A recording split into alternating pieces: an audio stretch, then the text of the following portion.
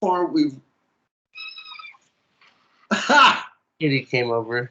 Give me 1 second. I'm just gonna give this guy.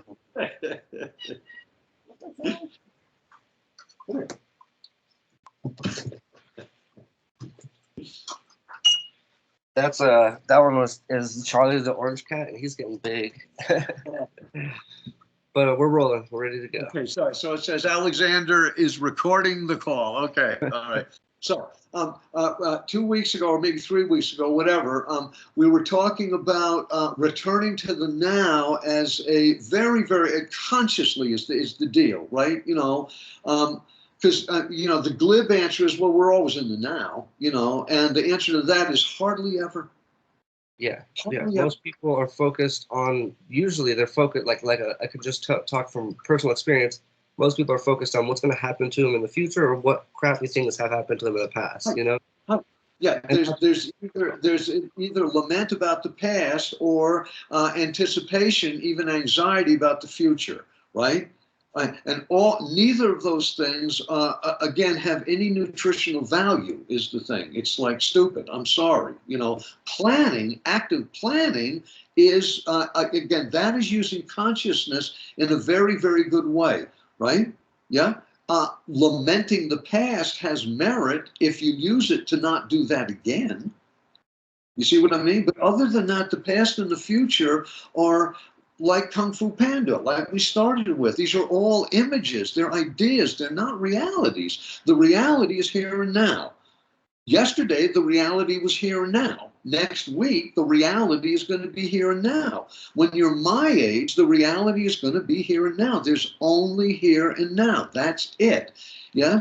And if you, again, so we've talked about using consciously returning to the here and now to shed that endless bad teaching about gnawing on the past and gnawing on the future when it has no point. And all it really does is reinforce unhappiness, really terribly, horribly, sometimes really horribly. So, but that is the, you know, that is like the ground floor of the importance of being in the here and now.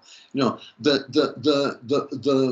the deepening benefit of consciously being in the here and now, right, is once you've shed that concern with past or future, right, then you can come back into deeper considerations about what here and now actually means. Yeah? And once you do that, what are the benefits of doing that? What are the best, the highest benefits? You know, this bitch of life, you know, right, is actually an astonishingly exalted, magnificent state to be in. You dig? Right? It is miraculous that we have occurred. Yeah? Right? It is miraculous. So that is one of the benefits. Alex, if totality manifests, right? Manifests you, Alex Palomito, all of everything manifests you. And you have the capacity as an expression of everything to behold, knowingly behold everything, right? Isn't that a little bit exalted? Yeah, it's I don't want to say mind-boggling because it's too small of an explanation, but it's like it is unimaginable is a one word to All right, but the thing is, this really is imaginable. You understand? Now, once again, our relationship with the Big Bang and what happened before the Big Bang, yes, we cannot imagine what that is, right? But we can reference that it is so. Yeah? Maybe unimaginable is not the right word because I was having trouble figuring out the right word, but maybe almost like it seems to be impossible, but it is. If I may, the best use of the word awesome. Yeah, I was trying to find a more specific answer because nothing was coming to mind. Awesome has been used up. You know, if a latte from Starbucks is awesome and my socks are awesome, right? How can my relationship with, again, the Big Bang, right? If I say it's awesome, it's so puny, right? But the real word is awe-inspiring, really. That's the right phrase. It's awe, and it really is. Now, to be in the state of awe, right, is a capacity that we have, and that we can be in an ongoing state of awe. No shit. I mean, honest to God, that is so possible. Yeah. So And I'm just it's asking not. good questions now. But what is the benefit now of being in awe? Aha! There's no benefit. There's no Yeah, benefit. right. Right? Being in a perennial state of awe counterbalances life's a bitch and then you die, right? You know, being in a state of awe allows you to deal with the mundane issues of life, right, as the frivolity that they actually are. Yes? Yeah. And I think Being, we just came. being of awe inspiration, right, allows us once again to finally be grateful for the fact of being alive. How's that for a couple of ideas about why it's a good idea? Yeah. Yeah. But I think we came full circle to like why you start with, you know, coming back to the here and now and what that can ultimately accomplish. And and it's not some like magical spell that like makes everything better. It's just it's a tool, kind of like how we were saying, like a tool that you wherever you place your perception, you get more of. So if you place your perception in something in the here and the now, in the this is awe-inspiring, you get more. Then really like chewing down on what does that actually mean. I mean, with most people, if you say here and now, they would reference the room that they're in. Mhm. Right? So we're talking about the room as the universe. Yeah. That's the here that we are in. The now, again, goes way back to before the Big Bang and goes way forward to where we are told that galaxies expand so much that they're out of any kind of relationship with each other, which is like billions of years from now. The fact is, this really is our here and now. Now, you see, as an idea, as a passing idea, it's like, yeah, you know, right? You know, but as an idea that you return to really contemplate, you know, what is the implication of this fact? Yeah. For me, what is the implication of that? What then does that make me? Yes? Yeah? So we can get the benefits from the ideas, but you have to actually ponder them deeply to be able to kind of like, for me, how I see it is once I ponder certain ideas, anything, even like what are they trying to say in this movie or what, you know, anything. Once I start to ponder it long enough in my brain, things unlock. Maybe it's this, maybe it's that, maybe it's that. It starts to become like an unlocking almost. And so if we ponder the ideas, we can unlock. What you're doing is you're not saying this is what it is, you're saying what is it? Do you understand what I'm saying? So the thing is that answers, particularly pat answers, particularly answers that come out of the mass definitions of our kind. You know what I'm saying? You know, which again, finally, are so petty usually, yeah, and so superficial that you know it's like you're seeking, you know, oatmeal, and you end up with a piece of bubble gum. You know what I'm saying? Yeah, I mean, there's no meat on the bone. There's no nutrition. So to come back to the question of your relationship with the infinity of everywhere and the eternity of all time. That's here and now, dude. That's here and now. I mean, really, it really is. You don't have to be mystically inclined to believe in the Eucharist for this. This is a fact. Yes? So if that fact becomes a living fact instead of just a passing idea, yeah? Yeah. Right? Yeah, I think this sorry, continue. Yeah. Go ahead. I was going to say, I think it transcends cultures and religions and stuff like that. These ideas. It's not about religion or culture. It's just about things that we can all do. It's just about what is. Yeah. And this is true. What we're talking about here is the truth. You see, now, it's an elevated truth, And it is, again, no, it is true that that guy who said it's all about me and mine, right? He would probably say, how does that help me? And I would say, if you really, really invest in these ideas, right, it might bring you a little more joy, so you don't have to think like that. Yes. I mean, that position that he's taking, where it may be abundant for him and his, you understand what I mean? It's still a state of aggression. You understand, right? It's still up to them, right? Instead of us and us. Yeah. Right? And I guess that would lead us into our conversations. That this is taking it away from the main topic, but just our conversations of why cooperation is overall more important than us versus them. How it, because it's not that it's more important. Let's be real. It is vastly more efficient. Is the issue. It makes me want to cry, right? I swear to God, just tears came up. It is so much more efficient. Yeah. Yes. And again, one of the most overt examples is the International Space Station. You understand? Yes? I mean, what with all the wars that are going on and, economies allowing starvation in entire regions of the planet, right? There is the International Space Station, yeah. which is, again, cooperation. And look what was attained. Look, this is the beginning of the final frontier, baby. It really is. It really is, man. It's the potential is so beautiful. So I read that this is just taking it off topic again, just a little further side note, that there's two Americans, a European, and a Russian on the International Space Station right now. And so it's really awkward for them up there. Awkward stuff. Yeah. Up there.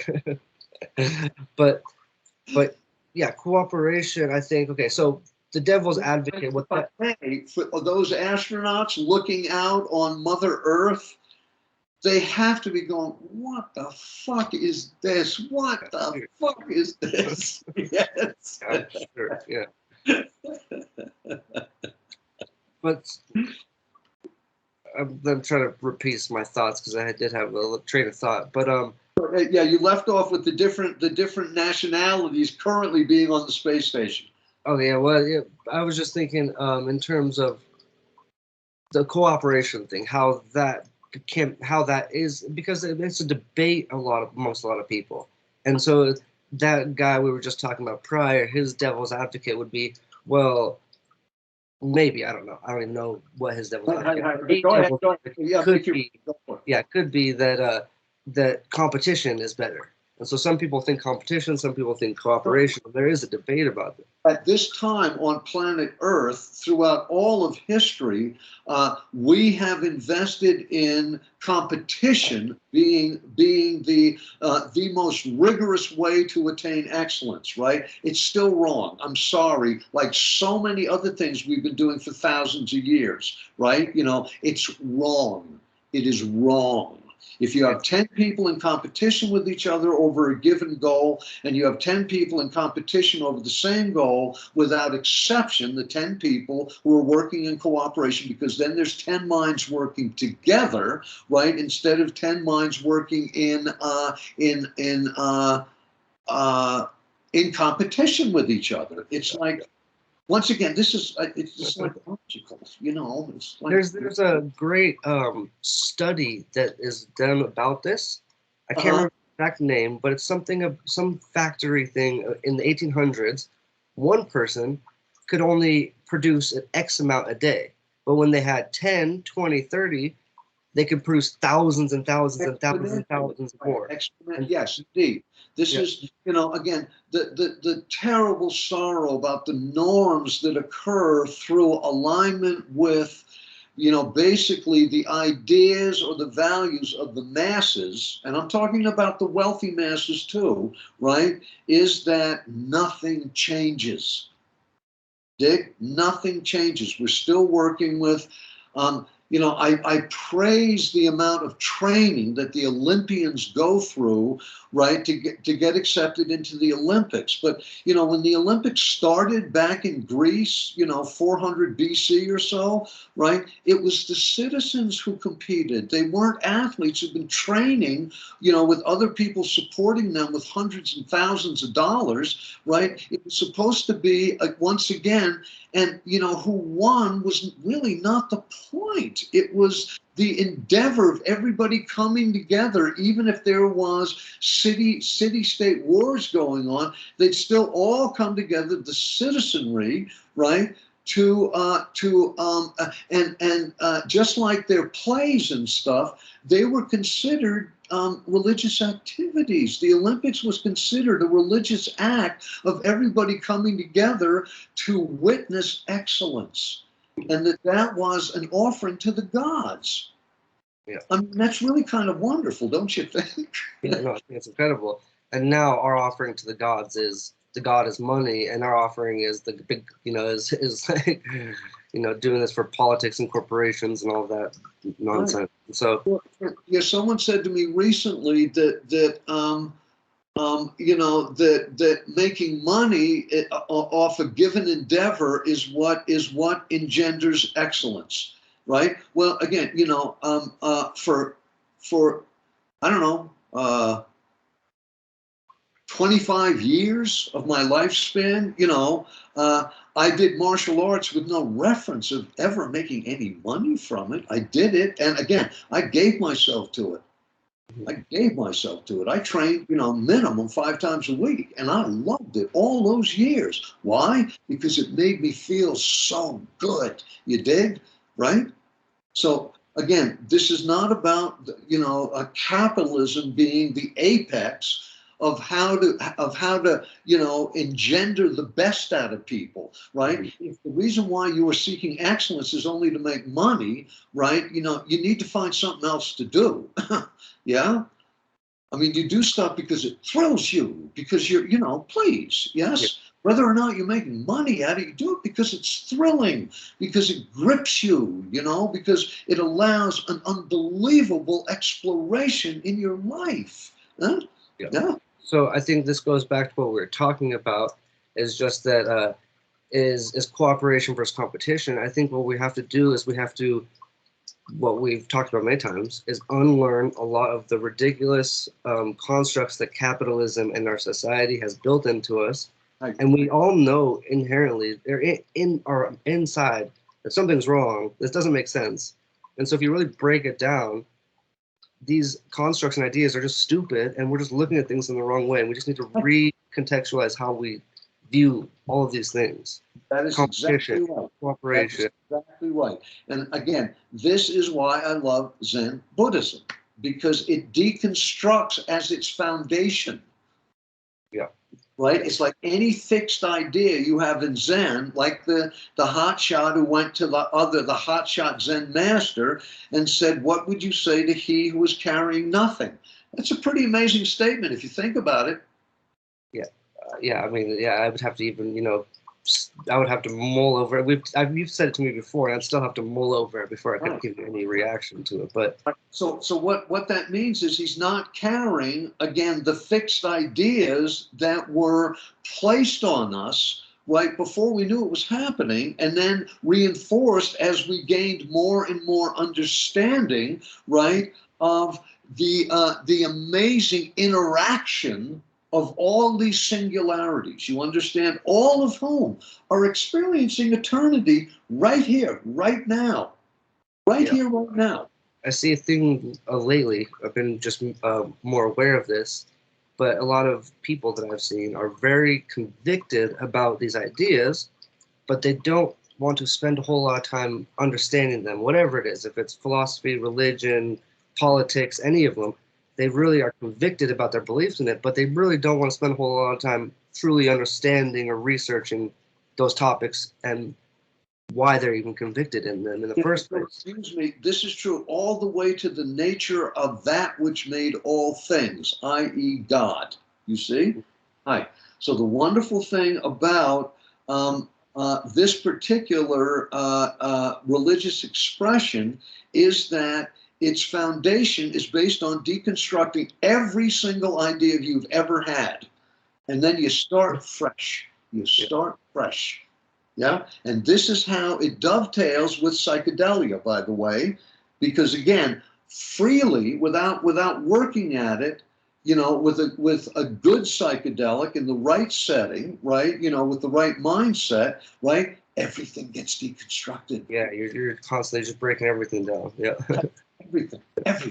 Everything is up for grabs again, which again can be potentially very threatening, right? Yeah, can be scary. Right. So the nice thing about Zen practice is it really is step by step, right? And the person who is gauging each individual's ability, right, to deepen into these ideas is the individual. And then you don't need the hallucinogen to help you do that. You can do it just. And yeah, it sounds almost silly to maybe me saying it, thinking about, you know, someone who hasn't done it, but like stopped using hallucinogens and then questioned and found the same reward. It's possible, and you know, we've said this before, like Aldous Huxley called them the doors of perception. Well, Aldous Huxley lifted that from a mystic named William Blake. So the doors of perception, and once you take hallucinogens, it can open those doors of perception. It can potentially, depends on, again, the lead-in. And I told you that years ago, right, my friends who were only a couple of years older than me, but back then it's like in high school, you know, a couple of years is huge, right? You know, to the point where these were 18-year-olds calling me a 15-year-old super kid. All of them kids, right? So they made me read all those, at that point, the psychedelic books, which was The Doors of Perception, Heaven and Hell, The Psychedelic Experience by Tim Leary, right? And by extension, just browsing the Tibetan Book of the Dead, because the psychedelic experience that Leary wrote, right, was based on the stages in the Tibetan Book of the Dead, where you die and you are reborn. You understand me? Right? And that was the focus on set and setting in Leary before he lost his goddamn mind, right? About how to use this tool, right, for wisdom, not just to have a good time. That was happening on the West Coast. Yeah, and then it died out. Shit, you know, right? I mean, like, I think it totally, not totally, but in a large part it died out because once I started taking hallucinogens at a young age, it was all just about having fun. There was no really culture about understanding it, at least around me and where I was. And once I heard you tell me that story, I'm like, okay, that's a much different way of looking at this. And now we're years later where I think they don't even need those anymore. From what I understand with ayahuasca, that is now happening again. That, you know, that it's being treated as a sacrament, just like peyote with the American Indian Church, right? So there's lead-ins. And again, it's, you know, if we've done this before, if you drive to the top of the ski basin and take in that astonishing landscape from that altitude, right, it will have 1 degree of impact on you. If you were to hike that mountain and get to the top and then turn around and look out, the potency of what you're seeing would be much more profound. Yeah, it would be. It was so. Yeah, so this is just the difference. Like in the Castaneda books, he called them power plants. So because it was psilocybin, but his primary psychedelic was peyote. That was mescaline. You know. Yeah. So in any event, Castaneda said at one point, well, you know, why did I have to take them so many times? And Don Juan says, because you're a crazy, plugged-up fool, he said. But so I think what came to my mind is just that it's not necessarily about like hard work creates a better outlook or a better result. It's more that which by the way, I think is true. But you know. I think it's true, but I think it's more that the alternative is that a cheap, or I don't know what the right word is, but a a easier way into it doesn't always create the strongest result, you know? No, and it doesn't. It does. I mean, the thing is that even with an astonishingly powerful, LSD-induced religious experience, it has to be acknowledged if there's any degree of honesty, right, and humility, right, that, again, the drug facilitated that. And then once the drug wears off, you're back again. And this, of course, is Ram Dass, Richard Alpert's, why he ended up going to India. He said, I keep coming down. I don't want to come down. And I can tell you from personal experience, I'll have these amazing epiphanies. I'm like, oh, I know the answer to life. And then as I start coming down, I start losing them. I start drifting away, and I'm like, oh no, I can't. Oh, it's gone. It's gone. I can't articulate that. And then that's just gone, you know? Or even trying to articulate it in that moment, you're like, blah, blah, blah, blah, blah. You know, you can't get the word out. It's awful. Well, hence the need to then go into what real tools, you get the glimpse. But again, as Maharaji, right, Neem Karoli Baba, Ram Dass's guru, when Ram Dass superdosed him with acid, superdosed him, like lots of acid, and Neem Karoli Baba went to sleep. And then when he woke up, he said to Ram Dass, this will help you visit Christ. It is better to become Christ. Yeah. And that's the work. That's the work. I don't know if this relates to that, but for me, in my own experience, doing the work and coming to that realization myself, like just a small example that popped up in my mind was being at work, taking a small break to step away, opening the door and looking out at the square where there's, movie theaters and other bars and people walking around, and just kind of like taking away everything I know about everything and just looking at that situation and just, almost like I was an alien seeing it for the first time. And how just like you are an alien, dude. Miraculous it is. Miraculous. Yes. And it's just and spectacular and like and full of life, all of these things that are like exist, and it was like, it's amazing. I don't know how to explain it, but it was a multitude of amazing things that just exist at one moment. The colors, the life, the weather, everything, just existing, and the movements and the lines and everything, all of it coalescing to create. Remember, I told you that, one of the things, what is Zen? Zen is the understanding that we overlook everything. Now, this is you coming back to a state of not overlooking anything. You understand? Anything. And we have that capacity at any moment in the entirety of our lifespans, because what is unfolding is a miracle. It is impossible what's going on. This is impossible. Yeah. And it's so beautifully articulated. It's so beautifully articulated. If we begin with the fluff from the Big Bang, right, articulating over billions of years to Alex and Chris. Yeah. Damn. Now, if that is your foundational return, do you understand what I'm saying, right? That is the mirror that you reflect your life from, yes? I mean, at the least, I promise you that your life will never be anything less than an astonishing adventure. At the least. At the least.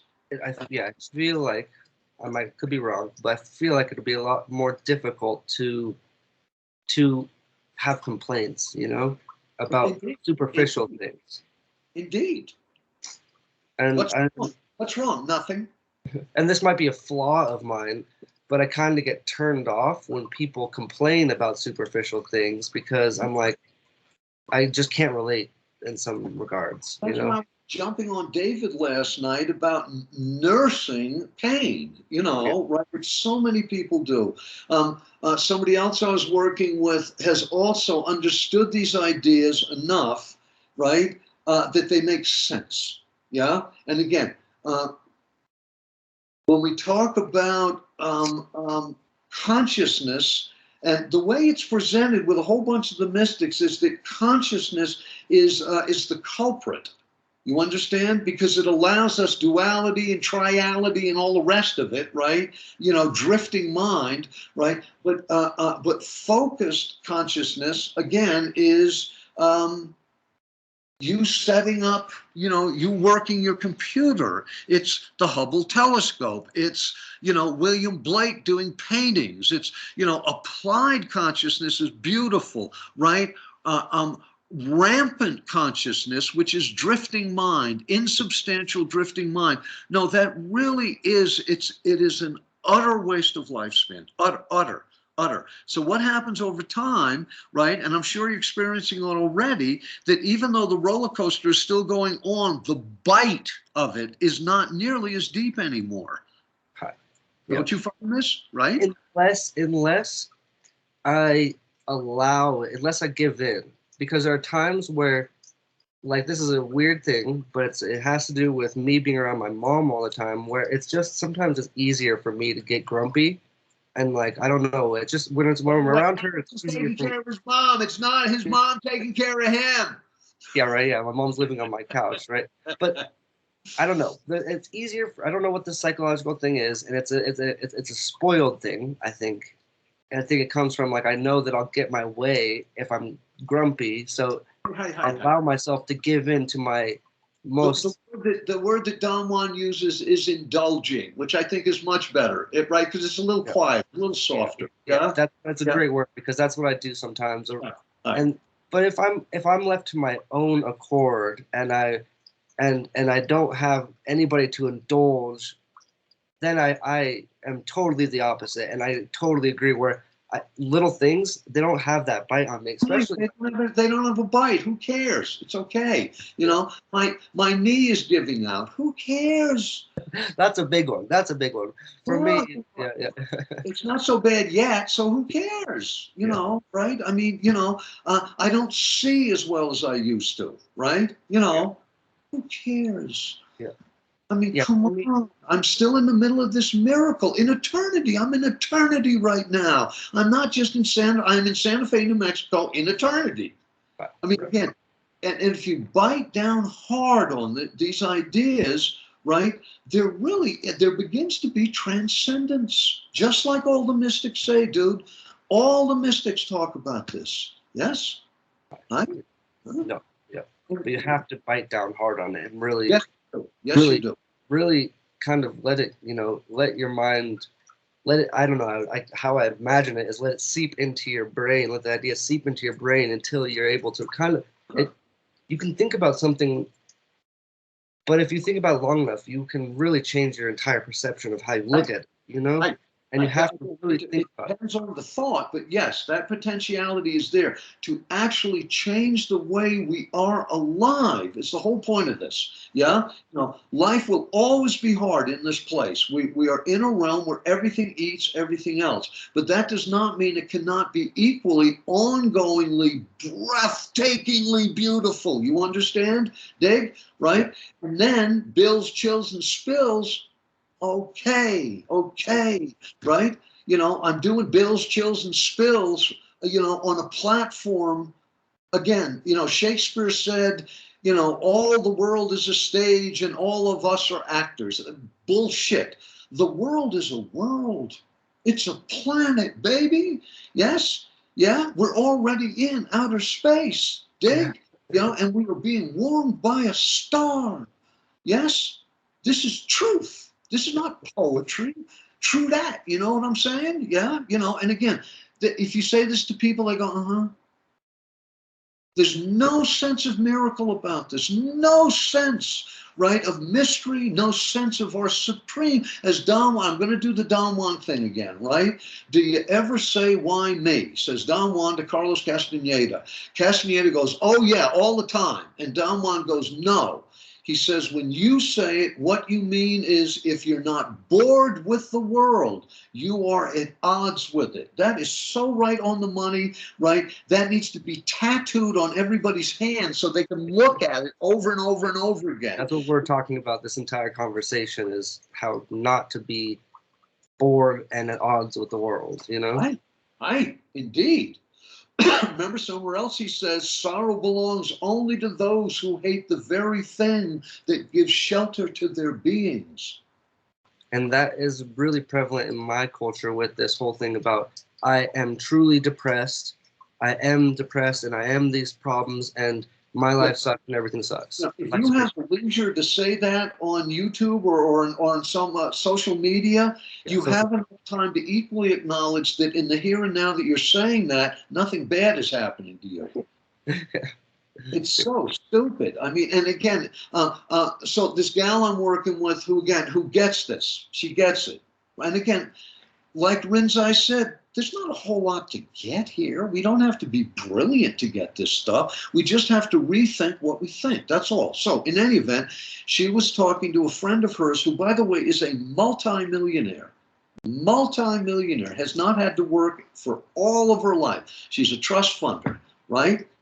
And again, she revels in the difficulties of her life. She indulges endlessly in the difficulties of her life. So this gal is trying to say, you know, like if you look at the here and now, you know, with the reference of what bad is, and this gal says to her, you are denying me my pain. Yeah. It's like, yeah, you're right, I am. Yes, for one. Yeah, what pain is there? You know, it's a superficial pain. If you want to be in pain, then I guess go ahead. But if there's no pain to actually be had, then what's the point of being, you know, in a superficial pain?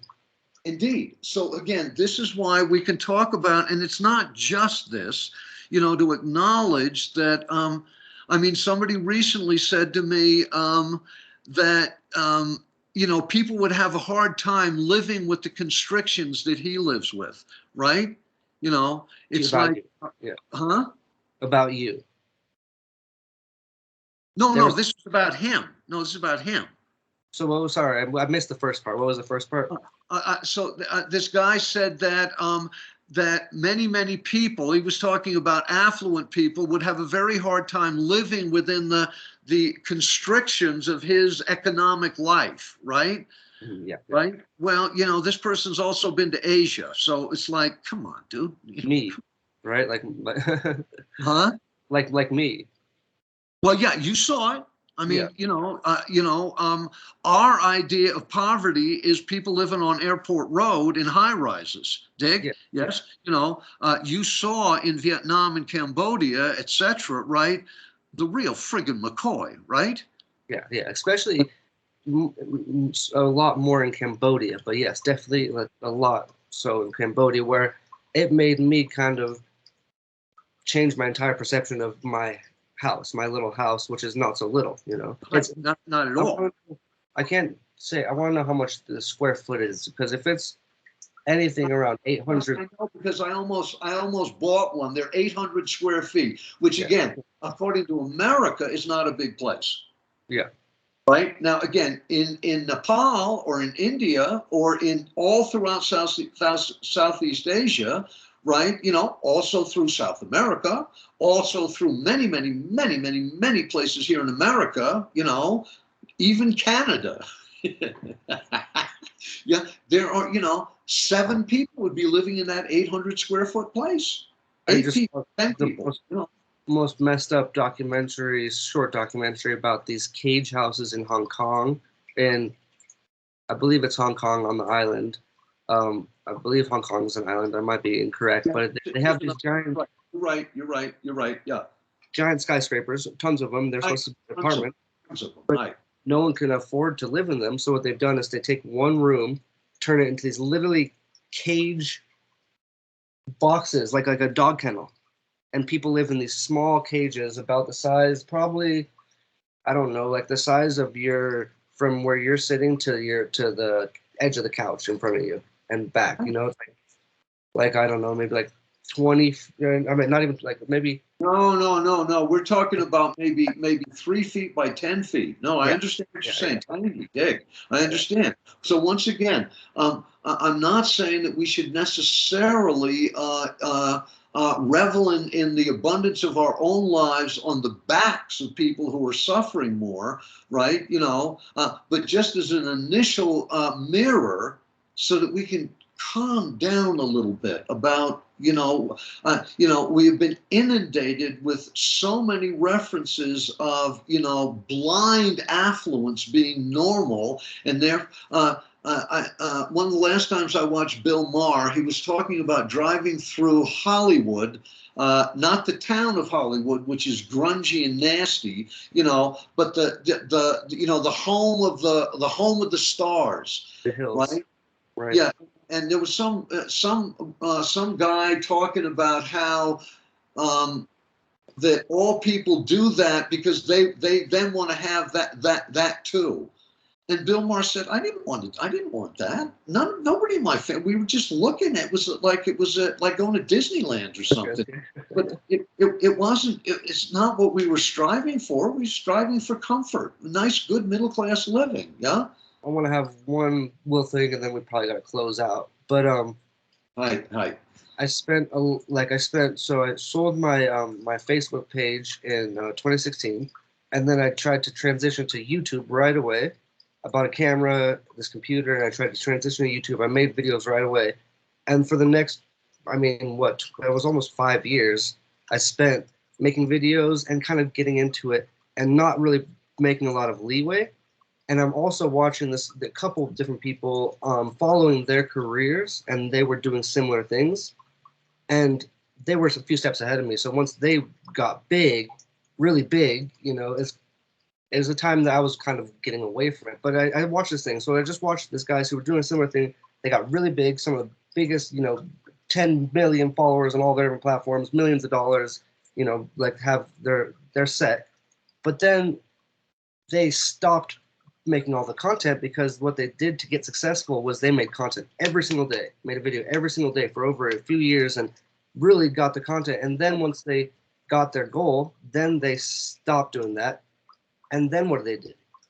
Then they just kind of started doing what I've been doing, is hanging out with their friends and living their life. And it made me realize that maybe I do want to pursue my goal. I have all these goals and I do want to pursue my goals, and I'm always happy when I'm accomplishing my goals. But the what I was doing with the YouTube thing, my end goal was to acquire fame and money. And I don't think that I realized after a while that's not what was make me happy at all. And so You should be doing it. Huh? It should be the making of the videos that's the blast, whether or not anything happens. You see what I mean? Yeah. So once I did have fun making the videos, but I never found my stride where it became fun. It was always a challenge, and I never got over that. The deal is that's because you were still learning your licks. That's the deal, you see, right? So get back on it. But this is the endless thing in every generation where, I want to be a rock star because it's easy. Once you understand all the rock stars, what they fucking went through and how much they worked it, I mean, whoa, it is like, damn, you know what I mean? So this is true in again, those things worth doing are as difficult as they are rare. This is true. This is another truism, right? And again, whatever you give yourself to, right, the more fully you give yourself to it, right, without any sense of reward, the damnedest paradox is the more reward you get. No, it's true. It's the damnedest thing, So I would say go back to your videos, but do it because you're doing it because it's fun. It's a joy. And then maybe to consider with great care, right? What might I want to offer to the people who would look at these videos? So it's not just about, I am so happy that Russian couple with Messi, the Puma, I mean, they're making a very good living at that now. I love it. There are millions of followers, and I'm one of them. I just think that is wonderful, right?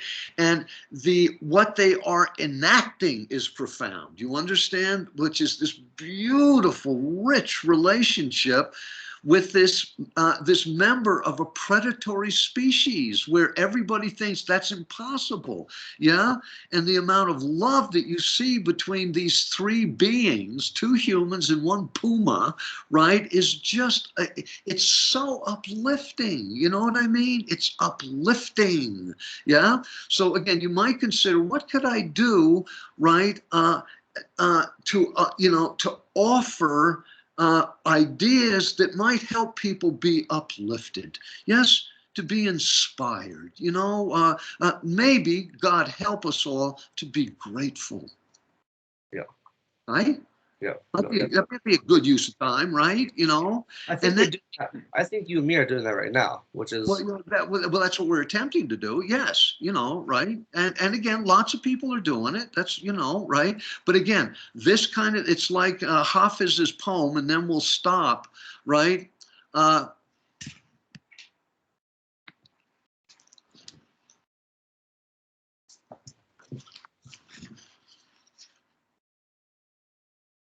So for anybody who might listen to this, Hafiz was a 13th century Muslim mystic. And he is sublime. Just bear with me here. It'll just take me a second to find it.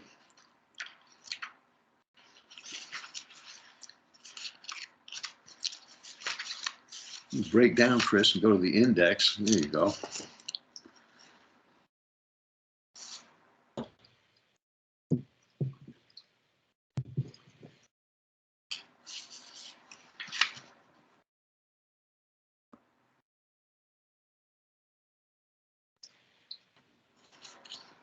Well, I don't know if I can find it, but I can bet I can paraphrase it almost word by word, because to me it's so beautiful and it's so potent.